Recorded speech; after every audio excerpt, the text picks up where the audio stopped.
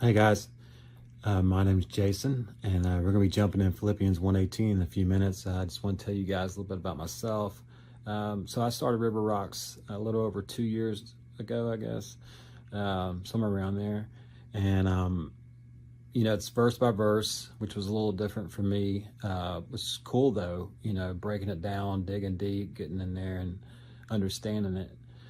Uh, and then we started the salt. Well, Jeff started the salt group last year, and I was back and forth with it, but I didn't do it last year. So I gave it a shot this year. I stepped outside my comfort zone and trusted God with it, that He would just hold my hand and help me through it. So and here we are. I'm about to break down a verse for you guys. So let's do it. So Philippians 1:18. So this is Paul, and he's in prison, and he's writing letters to his people at the church. And so he says, what then, in Philippians 1:18, what then? Only that in every way, whether in pretense or in truth, Christ is preached. And in this I rejoice, yes, and will rejoice. This is Paul. No matter what his circumstance is, situation is, he rejoices because his heart, the love he has for God. I made a few notes here, but Paul, had a selfless attitude. He knew that some were preaching to build their own reputations, taking advantage of his imprisonments, regardless of the motives. Paul rejoiced. Paul rejoiced, no matter what the situation is, no matter, what he doesn't like about the way people are behaving or acting. He knows that God has a plan and a purpose.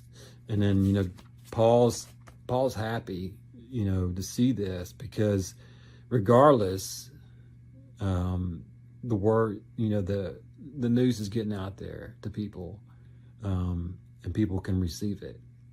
And that's God, the news about God, which is cool. So I found another verse for you guys too in Romans 15:20-21.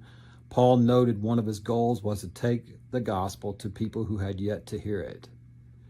I make it my ambition to preach the gospel not where Christ has already been named, lest I build on someone else's foundation.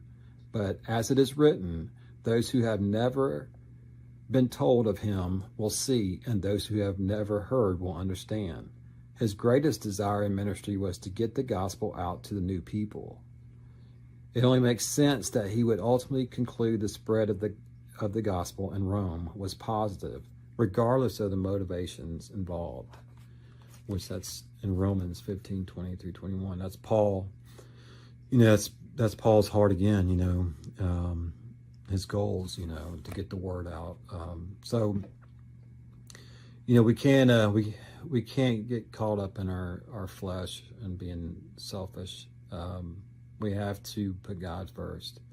We can't get caught up in the little things in life, or miss the main thing if we get caught up in the little stuff. So we have to keep our eyes on God and our hearts, in the right place. So my heart for you guys and for myself is to be like Paul, no matter what our circumstance is, or whatever we don't like about something, that we we look to God, and we know that God has a plan and a purpose, and he's going to get the glory. So that's it, guys. Until next time. Love y'all.